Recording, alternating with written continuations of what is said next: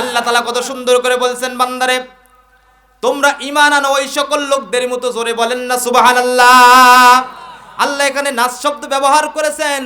মুফাসসির একটা ব্যাখ্যায় নাসের ব্যাখ্যা করেছেন, আল্লাহ রাব্বুল আলামিন বলছেন তোমরা ঈমান আনো। আসসালামু আলাইকুম ওয়া রাহমাতুল্লাহি ওয়া বারাকাতুহু। সালামের জব শুনে আমি কবরস্থানে বসে আছি, ঠিক কিনা বলেন? এতগুলা মানুষ, আপনারা জয়পুর হাটের মানুষ, আওয়াজও আমি জয়পুর হাটের মতো চাই। জোরে বলেন ঠিক কিনা? আবারও সালাম দিচ্ছি, জোরে আওয়াজ দিবেন। আসসালামু আলাইকুম ওয়া রাহমাতুল্লাহি তাআলা ওয়া বারাকাতুহু। আপনারা সবাই কেমন আছেন? আলহামদুলিল্লাহ। 3 জায়গায় ফাঁকা রাখা নিষেধ। কয় জায়গায় বলেন? 1 নাম্বার হচ্ছে নামাজের কাতারে, 2 নাম্বার হচ্ছে কোরআনের মজলিসে, আর 3 নাম্বার হচ্ছে স্বামী স্ত্রীর মাঝখানে ফাঁকা রাখা কি নিষেধ? বলেন কি? কাজী কোরআনের মাহফিলে বসেছেন, মাহফিলের আদবে আমরা সকলে একটু চেপে চেপে বসে, যেহেতু শীতের দিন একটু চেপে চেপে বসলে গরম লাগবে, ঠিক কিনা বলেন? ইন্নাল হামদালিল্লাহিল আকরামিল্লাযী খালাকাল ইনসানা ওয়া কাররামা ওয়া আল্লামাহু মিনাল বায়ানি মা লাম ইয়ালাম ফাসুবহানাল্লাযী লা ইহসা ইমতিনানুহু বিল লিসানি ওয়ালা বিল কলম নাশহাদু আল্লা ইলাহা ইল্লাল্লাহু ওয়াহদাহু লা শারীকা লাহু ওয়া নাশহাদু আন্না সাইয়্যিদানা ওয়া মাওলানা মুহাম্মাদান আবদুহু ওয়া রাসূলুহু الذي أرسله بالحق بشيرا ونذيرا وداعيا إلى الله بإذنه وسراجا منيرا فقد قال الله تعالى في كلامه المجيد وفي فرقانه الحميد। সবাই আমার সঙ্গে জবানটা খুলে পড়ুন, আউযু বিল্লাহি মিনাশ শাইতানির রাজীম। বিসমিল্লাহির রহমানির রহিম। ওয়া ইযা কিলা লাহুম আমিনু কামা আমানান নাস ক্বালু نؤمن كما آمن السفهاء ألا إنهم هم السفهاء ولكن لا يعلمون إن الله وملائكته يصلون على النبي يا أيها الذين آمنوا صلوا عليه وسلموا تسليما।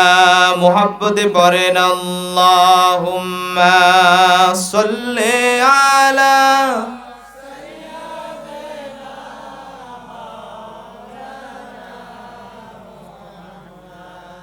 وعلى آل سيدنا مولانا محمد اللهم صل على مولانا محمد وعلى علي হাবিবানা মুহাম্মদ। নবীজির মহব্বত আমাদের অন্তরে আছে না নাই? কম না বেশি? যদি বেশি থাকে জবান খুলে পড়েন আল্লাহুম্মা সাল্লি আলা মাওলানা মুহাম্মদ ওয়া আলা আলি শাফিয়ানা মুহাম্মদ। মনটা যদি হইতো পুবাল হাওয়া,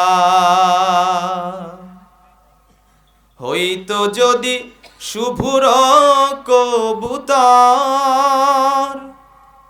মেঘের ডানায় পাঠিয়ে দিতাম মদিনার পথে, যেথায় আমার প্রিয় নবী ঘুমাই নিরন্তর। আল্লাহুম্মা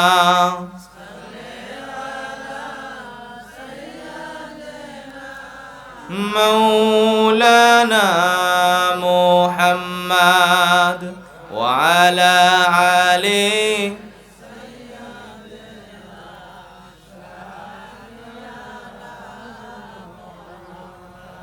রসুল আমার ভালোবাসা, রসুল আমার আলো আশা, রসুল আমার প্রেম বিরহের মূল আলোচনা,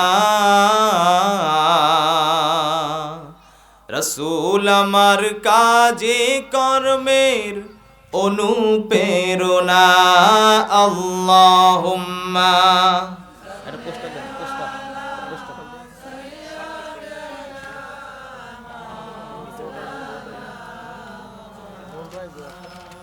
وعلى علي سيدنا حبيبنا محمد بلغ العلا بكماله كشف التجى بجماله حسنت جميع خصاله صلوا عليه وآله।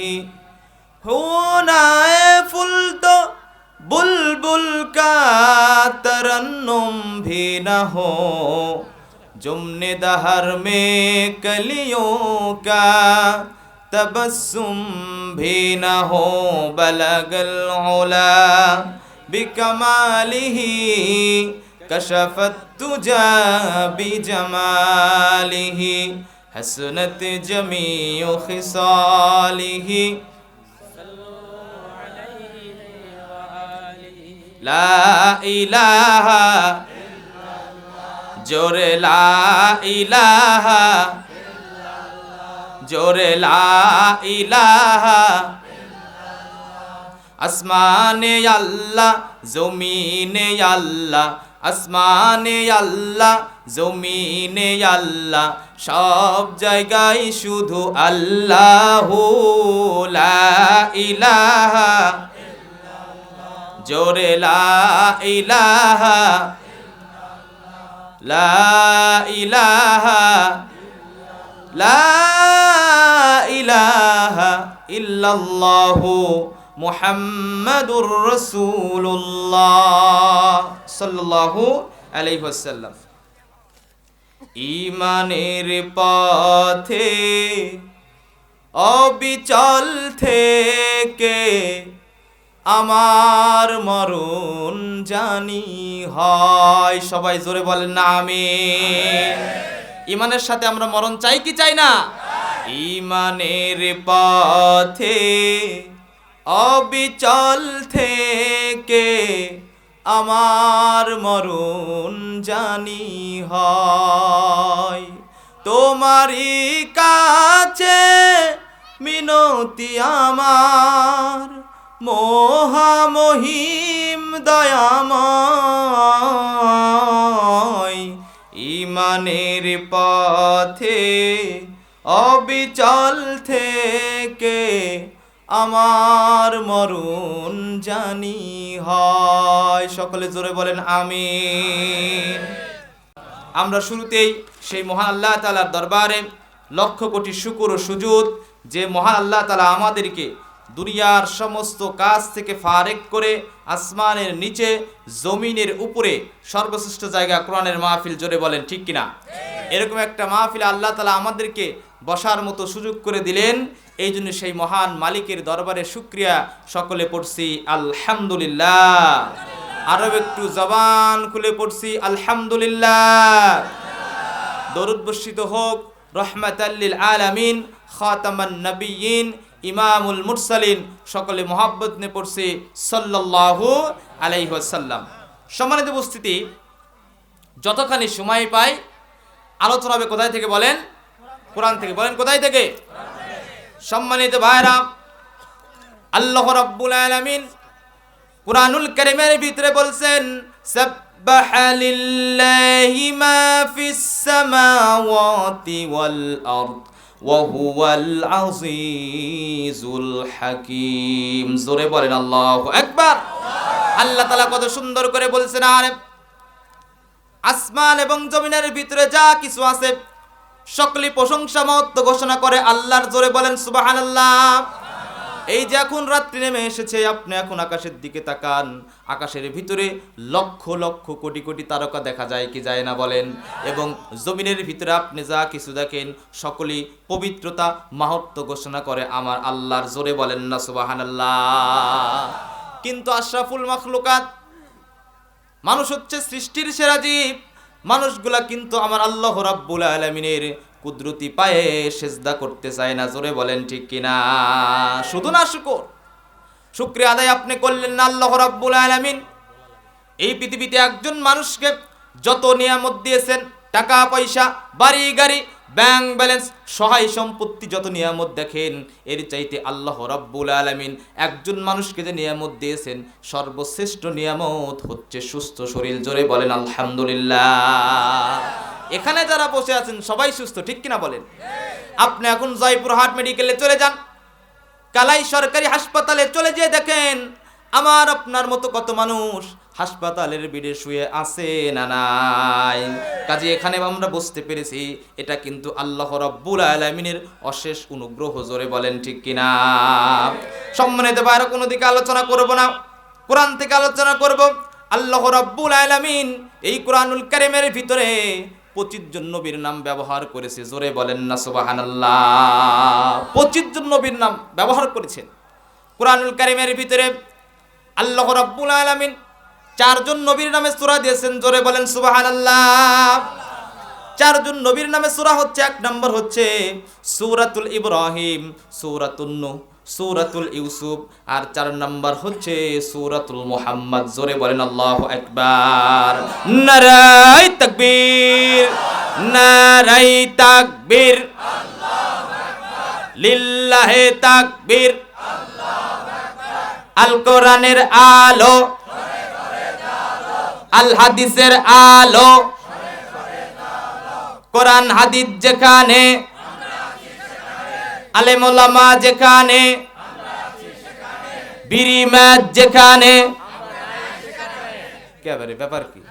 সম্মানিত ভাইরা, কথাগুলো মনোযোগ দিয়ে শুনবেন, কোনো দিকে নজর দিবেন না। যতখানি সময় পাই টানা আলোচনা করে দিব। আল্লাহ রাব্বুল আলামিন যে কোরআনুল কারীমের ভিতরে 25 জন নবীর নাম ব্যবহার করেছেন, এর ভিতরে একজন নবীর নাম সবচাইতে ব্যবহার করেছেন বেশি, তার নাম হচ্ছে মুসা কালিমুল্লাহ। জোরে বলেন না সুবহানাল্লাহ। কোরআনের ভিতরে মুসা আলাইহিস সালামের নাম আসছে 136 বার। বলেন আল্লাহু আকবার। আল্লাহ রাব্বুল আলামিন কোরআনুল কারীমের ভিতরে একজন নবীর নাম সবচাইতে বেশি ব্যবহার করলেন, সেই নবীর নাম হচ্ছে মুসা কালিমুল্লাহ। কোরআনের পাতায় পাতায় মুসা আলাইহিস সালামের ঘটনা জোরে বলা যাবে কি সুবহানাল্লাহ। মুসা আলাইহিস সালাম একদিন আল্লাহ রাব্বুল আলামিনের সঙ্গে কথা বলার জন্য তুর পাহাড়ে যাচ্ছেন। মুসা আলাইহিস সালাম যখন আল্লাহ রাব্বুল আলামিনের সঙ্গে কথা বলতেন, তিনি তখন তুর পাহাড়ে চলে যেতেন। জোরে বলা যাবে কি সুবহানাল্লাহ? তিনি যখন মুসা আলাইহিস সালাম যখন আল্লাহ রাব্বুল আলামিনের সঙ্গে কথা বলার জন্য তিনি যখন তুর পাহাড়ে চলে যাচ্ছেন, যাওয়ার সময় তার সঙ্গে দুইজন ব্যক্তির দেখা হয়ে গেল। জোরে বলা যাবে কি সুবহানাল্লাহ? দুইজন ব্যক্তির সঙ্গে দেখা হয়ে গেল। একজন ব্যক্তি হচ্ছে মুসা আলাইহিস সালামের জামানার সবচাইতে ধনী ব্যক্তি। আল্লাহ রাব্বুল আলামিন তাকে দুনিয়াতে টাকা দিয়েছেন, গাড়ি দিয়েছেন, বাড়ি দিয়েছেন, ব্যাংক দিয়েছেন, ব্যালেন্স দিয়েছেন। মুসা আলাইহিস সালামের সঙ্গে যখন তার দেখা হয়ে গেল, এবার মুসা আলাইহিস সালামকে ওই ব্যক্তি বলতেছে, ওগো মুসা তুমি কোথায় যাও? মুসা আলাইহিস সালাম বলতেছেন, আমি আল্লাহ রাব্বুল আলামিনের সঙ্গে দেখা করার জন্য তুর পাহাড়ে চলে যাচ্ছি। এবার ওই ব্যক্তি বলতেছেন, তুমি যেহেতু আল্লাহ তাআলার সঙ্গে কথা বলার জন্য তুর পাহাড়ে যাচ্ছ, তুমি আল্লাহ তাআলার কাছে গিয়ে বলবা, আল্লাহ রাব্বুল আলামিন এই পৃথিবীতে আমাকে ধন সম্পদ দিয়েছেন, টাকা দিয়েছেন, গাড়ি দিয়েছেন, বাড়ি দিয়েছেন, ব্যাংক দিয়েছেন, ব্যালেন্স দিয়েছেন। তুমি একটু আল্লাহ তাআলার কাছে গিয়ে বলবা, আল্লাহ রাব্বুল আলামিন যাতে এই পৃথিবীতে আমার ধন সম্পত্তি কমে দেয়। জোরে বলা যাবে কি সুবহানাল্লাহ? যারা ধন সম্পত্তি কি হয়? কমে যায়। আচ্ছা বলেন তো, দুনিয়াতে কি এমন লোক পাওয়া যাবে যে আল্লাহ তাআলার কাছে দোয়া করে, ওগো আল্লাহ তুমি আমার ধন সম্পত্তি কমে দাও, এরকম লোক কি পাওয়া যায় বলেন? এই পৃথিবীতে যদি কারো জমি থাকে 100 বিঘা, ও আরো 100 বিঘা জমি কেনার চেষ্টা করে, জোরে বলেন ঠিক কিনা?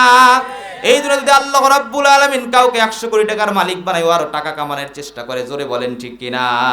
কিন্তু ওই ব্যক্তি বলতেছে, তুমি মুসার কাছে গিয়ে বলবা, মুসাকে বলেছেন তুমি আল্লাহ তাআলার কাছে গিয়ে বলবা, আল্লাহ রাব্বুল আলামিন যাতে আমার ধন সম্পত্তি একটু কমিয়ে দেয়। জোরে বলেন না সুবহানাল্লাহ? এরপরে মুসা আলাইহিস সালাম ওই ব্যক্তির কথাগুলো শুনে তিনি আবার পথ চলা শুরু করে দিলেন। যেতে যেতে তিনি বললেন, আর একজন ব্যক্তির সঙ্গে দেখা হয়ে গেল। ওই ব্যক্তি হচ্ছে মুসা আলাইহিস সালামের জামানার সবচাইতে গরিব ব্যক্তি। জোরে বলা যাবে কি সুবহানাল্লাহ? ওই ব্যক্তির সঙ্গে যখন দেখা হয়ে গেল, ওই ব্যক্তি বলেছেন, ওগো মুসা তুমি যেহেতু আল্লাহ তাআলার সঙ্গে কথোপকথন করার জন্য তুর পাহাড়ে যাচ্ছ, তুমি আল্লাহ তাআলার কাছে গিয়ে বলবা, আল্লাহ রাব্বুল আলামিন যাতে এই পৃথিবীতে আমার ধন সম্পত্তি একটু বৃদ্ধি করে দেয়। জোরে বলা যাবে কি সুবহানাল্লাহ? একজন ব্যক্তি বলে ধন সম্পত্তি বাড়ানোর জন্য, আর একজন ব্যক্তি বলে ধন সম্পত্তি কমানোর জন্য।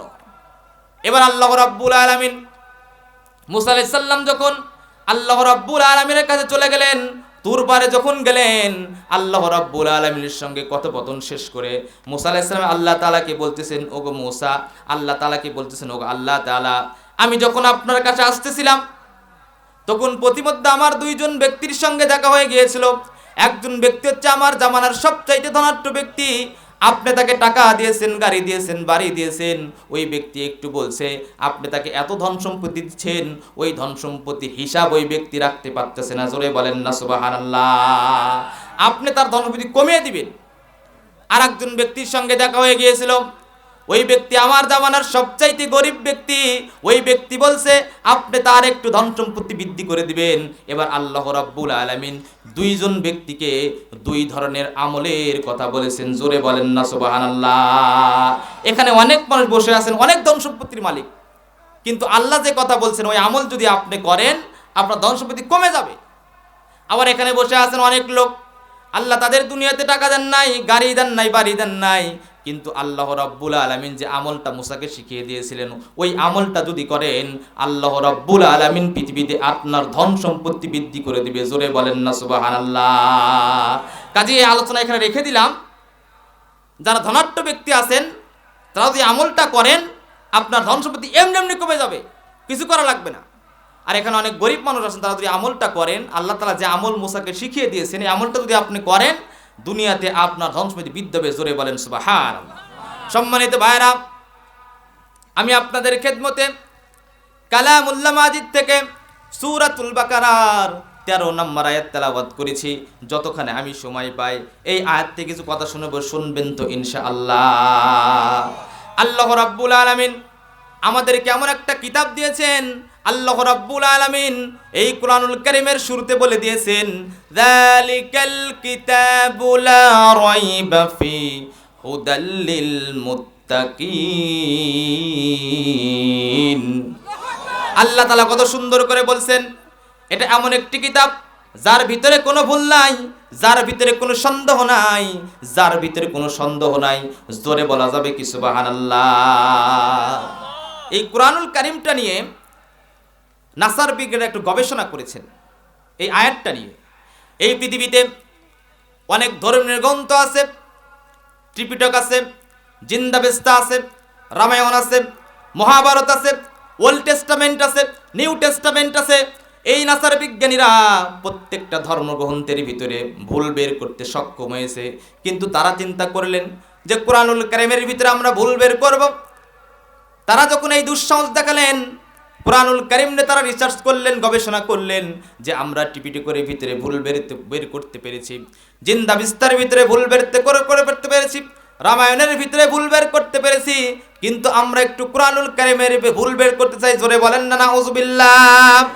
তারা যখন এই কোরআনুল কারীমের আয়াতটা নিয়ে গবেষণা করলেন যে আহারে পৃথিবীতে কত বই দেখলাম, বইয়ের শুরুতে সুন্দর করে লেখা থাকে, আমি একটা বই লিখলাম, বইয়ের ভিতরে যদি ভুল থাকে আমাদেরকে জানাবেন, পরবর্তীতে আমরা সংশোধন করব, বলে কি বলে না। এখানে অনেক শিক্ষিত ভাই আছেন, বই যখন আপনি পড়বেন দেখবেন বইয়ের শুরুতে লেখা থাকে একটা বই লিখলাম, যদি ভুল থাকে আমাদেরকে জানাবেন, পরবর্তীতে আমরা সংশোধন করব, বলে কি বলে না। কিন্তু আল্লাহ রাব্বুল আলামিন এই কালামুল্লাহ মাজিদটা এমন একটা আয়াত দিয়ে শুরু করে দিয়েছেন। আল্লাহ শুরুতে বলেছেন যালিকাল কিতাবু লা রাইবা ফি হুদাল লিল মুত্তাকিন। আল্লাহ তাআলা শুরুতে বলছেন এটা এমন একটি কিতাব যার ভিতরে কোনো ভুল নাই, যার ভিতরে কোনো সন্দেহ নাই, যার ভিতরে কোনো সন্দেহ নাই, সংশয় নাই। জোরে বলেন না আল্লাহু আকবার। এবার দেখেন নাসার বিজ্ঞানীরা কোরআনুল কারীমের শুরু থেকে নিয়ে শেষ পর্যন্ত তারা চুলচেরা বিশ্লেষণ করার পরে তারা একটা রেজাল্ট পেয়েছেন। রেজাল্টটা হলো কোরআনুল কারীমের ভুল তো দূরের কথা, কোরআনুল কারীমের একটা জের, একটা জবর, একটা নুক্তারও ভুল নাই। জোরে বলেন না আল্লাহু আকবার। জোরে বলেন আল্লাহু আকবার। নারায়ে তাকবীর, নারায়ে তাকবীর। আল কোরআনের আলো, আল হাদিসের আলো, আলেম ওলামা যেখানে, শেখ হাসিনা যেখানে, কেবারে থাকবেন না কে? এই 17 বছর আপনি খুব লাপাইছেন। আরে পাতি নেতার যন্ত্র এলাকায় থাকা যায় না, জোরে বলেন ঠিক কিনা। সম্মানিত ভাইরা, বিগত 17 বছর আমরা দেখেছি আরে আমাদেরকে হক কথাগুলো মাইকে বলতে দেয় নাই। যখনই দেখছেন যে হক কথা বলছে, মাইকগুলো কেড়ে নিয়ে চট করে ফেলে দিয়েছে। আছে না নাই? কিন্তু এলাকাতে এখনো সেই পাতি নেতা আছে না নাই? আসো এখন দেখি মাইক কেন, আসো, পিঠের চামড়া নিয়ে কেটে দেবেন না। জোরে বলেন ঠিক কিনা। এই জন্য সম্মানিত ভাইরা, যুগে যুগে আমরা কত জালেম শাসক দেখলাম, কোরআনের বিপক্ষে নেওয়ার কারণে, কোরআনের বিপক্ষে অবস্থান নেওয়ার কারণে আল্লাহ রাব্বুল আলামিন তাদেরকে ধ্বংস করে দিয়েছেন। জোরে বলেন ঠিক কিনা। প্রশংসা সবই কেবল তোমারই, প্রশংসা সবই কেবল তোমারই, রব্বুল আলামিন। দয়াল মেহেরবান করুণায় ফুরান, দয়াল মেহেরবান করুণায় ফুরান, আর কেহ নয় তুমি মালিক, শেষ বিচারের দিন, শেষ বিচারের দিন। জোরে বলেন মারহাবা। সম্মানিত উপস্থিতি, যতখানি আমি সময় পাই আপনারা উঠা বসা করেন না, 1 ঘন্টা আলোচনা করব কোরআন টু কোরআন, শুনবেন তো ইনশাল্লাহ। দেখেন সম্মানিত ভাইরা, এখানে অনেক মানুষ বসেছেন, কেউ আসছে বক্তার ভুল ধরার জন্য, কেউ আসছে বক্তার কণ্ঠ শোনার জন্য, আবার কেউ আসছেন দেখি বক্তা যায় কি কথাগুলো বলে, আমলের নিয়তে আসছেন। জোরে বলেন ঠিক কিনা। সম্মানিত ভাইরা, কোরআনুল কারীমের সূরাতুল বাকারা আল্লাহ রাব্বুল আলামিন 13 নম্বর আয়াতে কত সুন্দর করে বলছেন, ওয়া ইযা কিলা লাহুম আমিনু কামা আমানান নাস। জোরে বলেন না আল্লাহু আকবার। আল্লাহ তাআলা কত সুন্দর করে বলছেন, বান্দারে তোমরা ঈমান আনো ওই সকল লোকদের মতো। জোরে বলেন না সুবহানাল্লাহ। আল্লাহ এখানে নাস শব্দ ব্যবহার করেছেন, মুফাসসির একটা ব্যাখ্যায় নাসের ব্যাখ্যা করেছেন। আল্লাহ রাব্বুল আলামিন বলছেন তোমরা ঈমান আনো সাহাবীদের মতো। জোরে বলেন না আল্লাহু আকবার। সাহাবীদের ঈমান কেমন ছিল দেখেন, কিছু ঘটনা আজকে বর্ণনা করে দিব, কোনো দিক নজর দিবেন না। একটানা বয়ান করে দিব, কেউ উঠা বসা করবেন না। সম্মানিত ভাইরা, অনেক দূর থেকে আসছি, বগুড়া থেকে আসছি, আপনাদের সুন্দর একটা আলোচনা উপহার দিব, শুনবেন তো ইনশাআল্লাহ। সম্মানিত ভাইরা, দেখেন আল্লাহ রাব্বুল আলামিন যে বলছেন, তোমরা ঈমান আনো ওই সকল লোকদের মতো। আচ্ছা বলেন তো ঈমান আনতে হবে কাদের মতো? বলেন সাহাবীদের মতো। জোরে বলেন কাদের মতো? আরো জোরে বলেন কাদের মতো? সাহাবীদের ঈমান কেমন ছিল দেখেন। নবী করিম সাল্লাল্লাহু আলাইহি সাল্লামের বয়স যখন 40 বছর হয়ে গেল, জোরে বলেন কয় বছর? আরো জোরে বলেন কয় বছর? আরো জোরে বলেন কয় বছর?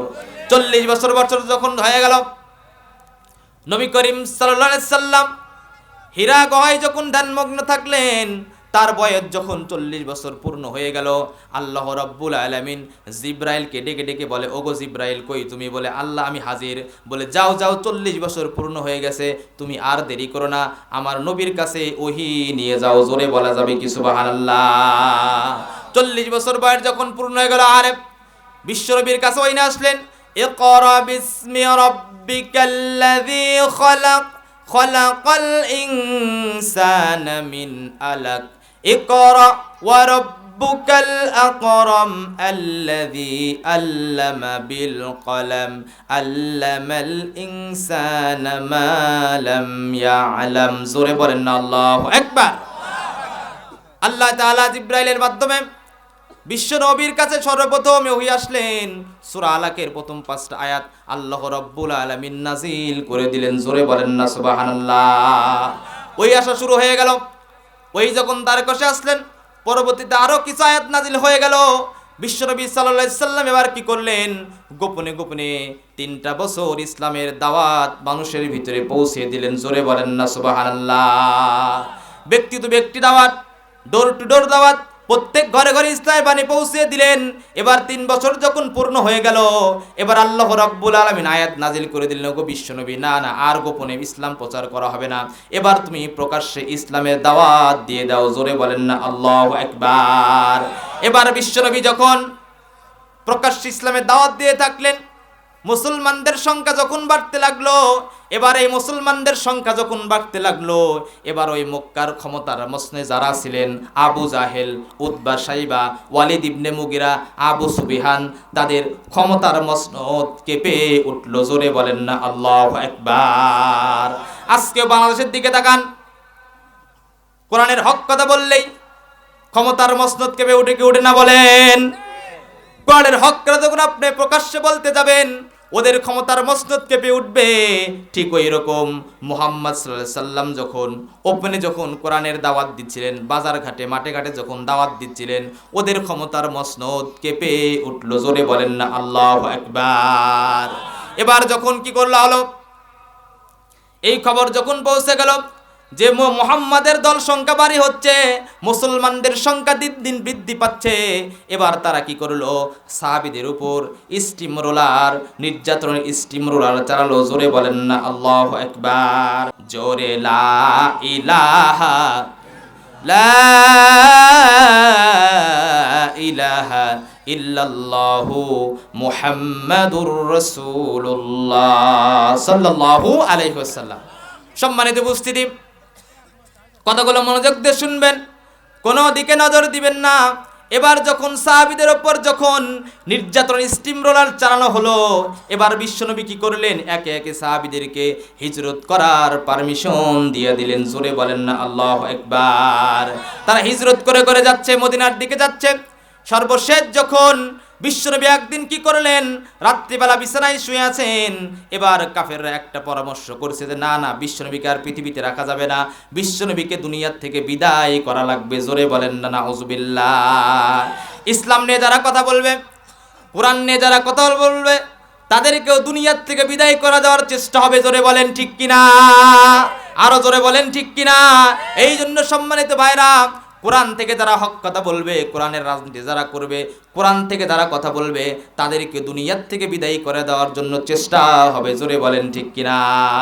ইনসাফের কথা বলার কারণে, ইসলামকে বিজয় করার কারণে, ন্যায় বিচার প্রতিষ্ঠা করার কারণে, দুর্নীতিমুক্ত বাংলাদেশ গড়ার কথা বলার কারণে আমার উসমান হাদিকে দুনিয়ার থেকে বিদায় করে দিয়েছে। জোরে বলেন ঠিক কিনা? তার কোনো দোষ ছিল না, একমাত্র ইনসাফ প্রতিষ্ঠা কথার বলার কারণে দুর্নীতিমুক্ত বাংলাদেশ গড়ার কথা বলার কারণে, ভারতের অগ্রাসনের বিরুদ্ধে কথা বলার কারণে আমার উসমান হাদি ভাইকে দুনিয়ার থেকে গুলি করে বিদায় করেছে। জোরে বলেন ঠিক কিনা? আজকে অনেক দিন হয়ে গেল, আহারে 15-16 দিন হয়ে গেল। অপরাধী কেমনে উসমান হাদি ভাইকে গুলি করে কেমনে বাংলাদেশের বর্ডার পাস করে ইন্ডিয়া চলে যায়, আমরা কি জানতে চাই কি চাই না? বলেন, জানতে চাই কি চাই না? সম্মানিত ভাইরা, কথাগুলো মনোযোগ দিয়ে শুনবেন, কোনো দিকে নজর দিবেন না। অতীত থেকে আসতেছে যারা কোরআনুল কারীমের হক কথা বলবে, যারা ইনসাফপূর্ণ রাষ্ট্র প্রতিষ্ঠার কথা বলবে, তাদেরকে টার্গেট কিলিং করে করে হত্যা করা হবে। জোরে বলেন ঠিক কিনা? বিশ্বনবীকে হত্যার ষড়যন্ত্র করা হলো। নবী করিম সাল্লাল্লাহু আলাইহি সাল্লাম কি করলেন? রাত্রিবেলা তিনি যখন বিছানায় শুয়ে আছেন, এবার কাফেররা কি করলো? বিশ্বনবীর চতুর্পাশ, বাড়ির চতুর্পাশ কাফেররা ঘিরে নিল। জোরে বলেন না সুবহানাল্লাহ। তাকে হত্যা করা হবে। এবার বিশ্বনবীর কাছে ওই আসলো, গো বিশ্বনবী, আপনি আর ঘুমিয়ে থাকবেন না। আপনি দেখেন আপনার বাড়ির চতুর্পাশ কাফেররা ঘিরে ফেলেছে, আপনাকে হত্যার ষড়যন্ত্র করা হচ্ছে। আপনি এবার উঠেন, উঠে আপনাকে এখন মক্কা ছেড়ে মদিনাতে হিজরত করা লাগবে। জোরে বলেন না সুবহানাল্লাহ। বিশ্বনবী ঘুম থেকে উঠে ডাকে, আরে বাড়ির চতুর্পাশ কাফেররা ঘিরে ফেলেছে, সবার হাতে অস্ত্র। বিশ্বনবী কি করলেন? ঘুম থেকে উঠলেন, উঠার পরে আলী রাদিয়াল্লাহু তাআলা আনহুকে তার জায়গায় শোয়া দিয়া তিনি ঘর থেকে বের হলেন। হওয়ার পরে এক মুষ্টি বালু নিলেন, নিয়ে আল্লাহর নাম বলে ছিটিয়ে দিলেন। আল্লাহর কুদরতে বালুর কণা প্রত্যেক কাফেরদের চোখের ভিতরে পৌঁছে দিলেন। জোরে বলেন না আল্লাহু আকবার। জোরে বলেন আল্লাহু আকবার। প্রত্যেকটা বালুর কণা কাফেরদের চোখে চোখে পৌঁছে গেল। সবাই যখন টক এইভাবে করতেছে, বিশ্বনবী পট করে কি করলেন? ফাঁকি দিয়ে, তাদের চোখ ফাঁকি দিয়ে আবু বকরের বাড়িতে চলে গেলেন। জোরে বলেন না সুবহানাল্লাহ। আবু বকরের বাড়িতে যখন চলে গেলেন, আরে তার বাড়িতে গিয়ে যখন একটা মাত্র কোরআন আনলেন, সঙ্গে সঙ্গে আবু বকর দরজা খুলে দিলেন। বিশ্বনবী অবাক হয়ে গেলেন, ব্যাপার কি? তুমি কি রাতে ঘুমাও নাই? অনেক রাত্রি হয়ে গিয়েছে, তোমার বাড়ির দরজায় এসে যখন একবার কোরআন আনলাম, সঙ্গে সঙ্গে দরজা খুলে দিলে, ব্যাপার কি? এবার আবু বকর বলেছেন, ওগো আল্লাহর হাবিব, আপনি একদিন আমাকে বলেছিলেন, ওগো আবু বকর, মক্কার অবস্থা খুব ভালো না, হয়তো আমার সঙ্গে তোমাকে মদিনাতে হিজরত করা লাগবে। জোরে বলেন না সুবহানাল্লাহ। হয়তো মক্কার যে অবস্থা, একে একে যারা গরিব সাহাবী, তাদেরকে নির্যাতন করা হচ্ছে, তাদেরকে মারা হচ্ছে, হত্যা করা হচ্ছে, হয়তো এমন একদিন সময় আসবে তোমার সঙ্গে আমার সঙ্গে তোমাকে মদিনাতে হিজরত করা লাগবে। জোরে বলেন আল্লাহু আকবার। আবু বকর বলেন, ওই যে আপনি আমাকে বলেছেন, সেই দিন থেকে রাত্রিতে আমি আর বিছানায় পিঠ লাগাই না, যার কারণে আপনি যখন একটা বার দরজায় কোরআন আসছেন, সঙ্গে সঙ্গে আমি দরজা খুলে দিয়েছি। জোরে বলেন না সুবহানাল্লাহ। জোরে বলেন আল্লাহু আকবার। ওয়া ইযা কিলা লাহুম আমিনু কামা আমানান নাস, আল্লাহ যে বলছেন ঈমান ওই সকল লোকদের মতো। দেখেন এবার বিশ্বনবী কি করলেন? আবু বকরকে সঙ্গে নিয়ে তিনি মক্কা ছেড়ে, মাতৃভূমি মক্কা ছেড়ে তিনি মদিনার দিকে হিজরত করলেন। তিনি যখন হিজরত করে যাচ্ছেন আর বারবার মক্কার দিকে তাকাচ্ছেন, ওগো মক্কা, তুমি আমার মাতৃভূমি, তোমার ভিতরে আমি জন্মগ্রহণ করেছি, তোমাকে ছেড়ে যেতে আমার মন চাচ্ছে না, কিন্তু করার কিছুই নাই। আজকে আমাদের উপর যে মুসলমানদের উপরে যে অত্যাচার চালানো হচ্ছে, যার কারণে আমি তোমাকে ছেড়ে মদিনাতে হিজরত করতেছি। জোরে বলেন না সুবহানাল্লাহ। তিনি যখন মক্কা ছেড়ে মদিনাতে হিজরত করলেন, করার পরে এবার হিজরতের বয়স যখন 1 বছর হয়ে গেল, 1 বছরের মাথায় কি করলেন? এই যে কাফেররা আবার ষড়যন্ত্র আটলেন। হিজরত করে যখন মদিনাতে যখন চলে গেলেন, 1 বছরের মাথায় কাফেররা কি করলেন? বদর নামক প্রান্তরে মুসলমানদেরকে ধ্বংস করে দেওয়ার জন্য বদর নামক যুদ্ধ সংগঠিত হয়ে গেল। জোরে বলেন না নাউযুবিল্লাহ। রমজান মাস, 17তম রমজানে বদর নামক যুদ্ধ, ইসলামের ইতিহাসের প্রথম যুদ্ধ, বদর নামক যুদ্ধ সংগঠিত হয়ে গেল। আল্লাহ যে বলছেন ঈমান ওই সকল লোকদের মতো। দেখেন সাহাবীদের কেমন ঈমান ছিল, আপনাদের কিছু ঘটনা শুনিয়ে দিব, কোনো দিক নজর দিবেন না, কেউ উঠাউঠি করবেন না। হারে সম্মানিত ভাইরা, দেখেন বদর নামক যুদ্ধের ডাক যখন চলে আসলো, কাফেররা কি করেছে, 1000 সৈন্য নিয়ে, সবার অস্ত্র আছে, সবাই 1000 সৈন্য নিয়ে বদর নামক প্রান্তরে কাফেলা গেড়েছেন মুসলমানদেরকে, ইসলামকে পৃথিবীর থেকে বিদায় করে দেওয়ার জন্য। জোরে বলেন না নাউজুবিল্লাহ। আল্লাহ বলেছেন ইসলাম দিয়েছি আমি, ইসলাম রক্ষা করার দায়িত্ব কার? জোরে বলেন কার? ইসলামকে কেউ পৃথিবীর থেকে বিদায় করতে পারবে না। জোরে বলেন ঠিক কিনা? ওরিতে আমরা দেখেছি বিগত 100 বছরে আমরা দেখেছি ইসলামকে বাংলাদেশ থেকে বিদায়ী করে দেওয়ার জন্য কত ষড়যন্ত্র হয়েছে। জোরে বলেন ঠিক কিনা? শেষ পর্যন্ত তারা কি করেছে, দিল্লি মামুর বাড়ি চলে গিয়েছে। জোরে বলেন ঠিক কিনা? দেশে আগুন লাগাইয়া জনতারে জ্বালায়া, দেশে আগুন লাগাইয়া জনতারে জ্বালায়া, পালায়া চইলা গেলা ঢাকা, গণভবনটা এখন ফাঁকা, বুবুরে জনগণে এখন ফাঁকা। জোরে বলেন ঠিক কিনা? দেশে আগুন লাগাইয়া জনতারে পুরাইয়া, দেশে আগুন লাগাইয়া জনতারে জ্বালায়া, সারাইয়া চইলা গেলা ঢাকা, গণভবনটা এখন ফাঁকা, বুবুরে গণভবনটা এখন ফাঁকা। ঠিক কিনা? তুমি অধিকারের কথা বললে, বলেছিলে রাজাকার, জনগণ জেনে গেছে তুমি বুবু সৈরাচার। ঠিক কিনা? তুমি অধিকারের কথা বললে, বলেছিলে রাজাকার, জনগণ জেনে গেছে তুমি বুবু সৈরাচার। তুমি বড়ই নাটকবাজ, তোমার নাই যে শরম লাজ, তুমি বড়ই নাটকবাজ, তোমার নাই যে শরম লাজ, কাওয়া কাদের করে না আর কাকা, গণভবনটা এখন ফাঁকা, বুবুরে গণভবনটা এখন ফাঁকা, দেশে আগুন লাগাইয়া জনতারে পুরাইয়া, পালাইয়া সাইরা গেলা ঢাকা, গণভবনটা এখন ফাঁকা। ঠিক কিনা বলেন? এই জন্য সম্মানিত ভাইরা, ইসলামের বিপক্ষে কথা বলে, কোরআনের বিপক্ষে কথা বলে বাংলাদেশ থেকে ইসলামকে বিদায় করার জন্য কত চেষ্টা করেছেন, তারা কি পেয়েছে বলেন? বরং আরো ইসলাম আরো আগের চাইতে শক্তিশালী হয়ে গিয়েছে। জোরে বলেন ঠিক কিনা? সম্মানিত আমার ভাইরা, এবার বিশ্বনবীকে যখন যুদ্ধের অফার করা হলো, কাফেররা কি করা হলো, 1000 সৈন্য নিয়ে তারা কি করলেন, মক্কার অদূরে বদর নামক প্রান্তরে তারা কাফেরা গাড়লেন। বিশ্বনবীর গায়ে যখন খবর চলে আসলো, আহারে কাফেররা কি করেছে, 1000 সৈন্য নিয়ে তারা কাফেলা গেড়েছে, সবার কাছে অস্ত্র আছে, সবাই অস্ত্রে শস্ত্রে সজ্জিত। মুসলমানদের কাছে যখন খবর চলে এলো, এবার বিশ্বনবী সাহাবীদেরকে ডেকে ডেকে বললেন, ওগো সাহাবীরা, তোমরা কে কোথায় আসো? যুদ্ধ করতে হবে, ইসলামকে বাঁচানোর যুদ্ধ করতে হবে, আসো আসো চলে আসো।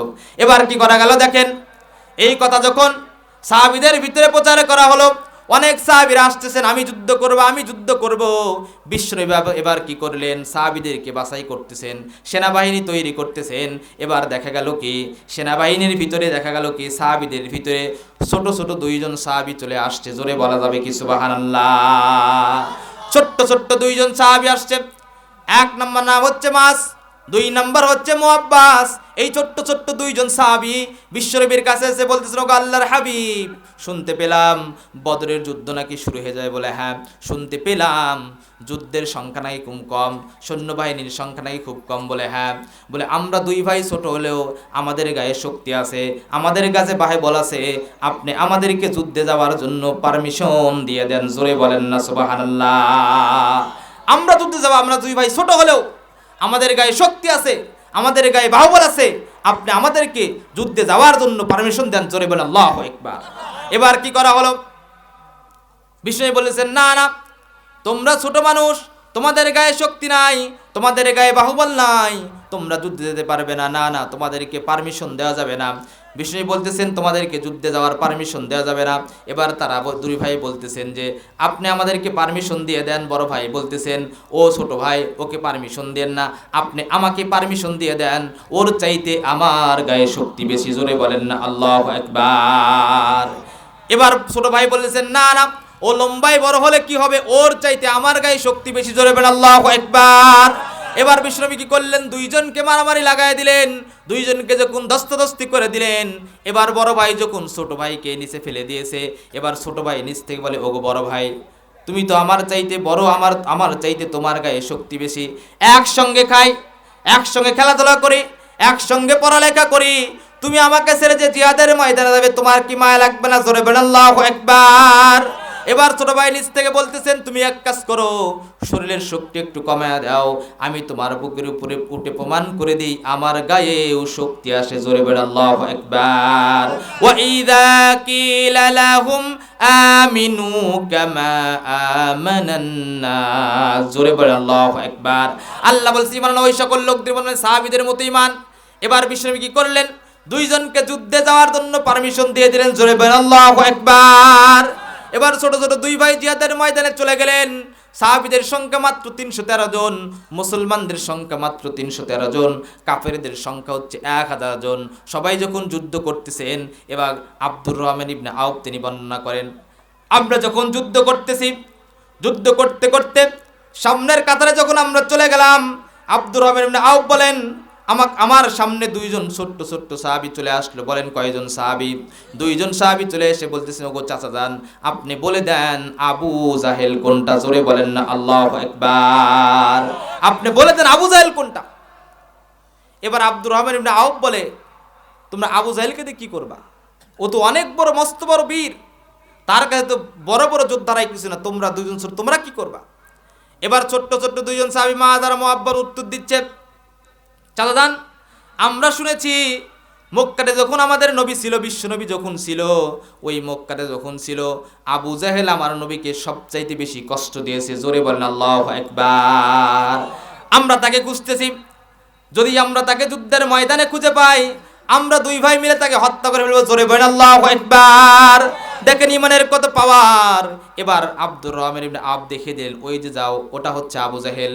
এবার দুই ভাই তরবারি নিয়ে চলে গেলেন, গিয়ে আবু জাহেলের সঙ্গে যুদ্ধ করতেছেন, আবু জাহেলকে আঘাত করতেছেন, আবু জাহেল আঘাত ঠেকাচ্ছে, আবার আবু জাহেল তাদের দুই ভাইকে আঘাত করতেছেন, দুই ভাই আঘাত ঠেকাচ্ছে। যুদ্ধ হতে হতে করলো কি, আবু জাহেল কি করলো, একটা তরোয়াল দিয়ে বড় ভাই মাঝের এই বাম হানার এখানে একটা ছুরি আঘাত করে দিল। জোরে বলেন আল্লাহু আকবার। জোরে বলেন আল্লাহু আকবার। যুদ্ধ করতে করতে বড় ভাই মাঝের এখানে একটা কূপ মেরে দিল, একটু চামড়া শুধু ঝুলে আছে, এক হাত দ্বারা যুদ্ধ করতে কষ্ট হচ্ছে। এবার বড় ভাই মাছ কি করলো, ওই বাম হাতটা বাম পায়ের নিচে টান দিয়ে একটা ঝটকা একটা টান দিয়েছেন, দিয়ে বাম হাতটা ছিঁড়ে ফেলে জমিনে ফেলে দিলেন।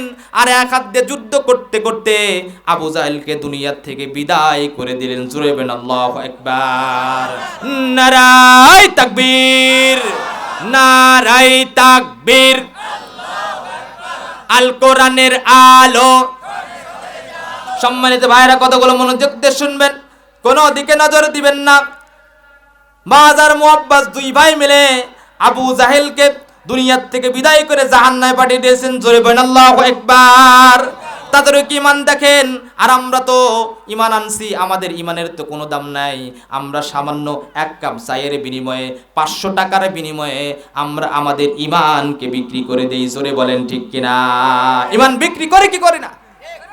এই পৃথিবীতে যত সম্পদ দেখেন, ঈমানের চাইতে বড় সম্পদ আর কিছু নাই। জোরে বলেন ঠিক কিনা?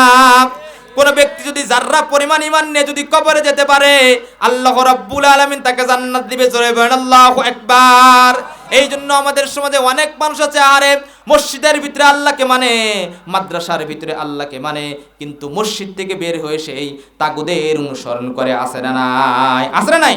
এই জন্য সম্মানিত ভাইরা, বদর নামক যুদ্ধ এত সুন্দর একটা যুদ্ধ, ইসলাম বাঁচানোর যুদ্ধ।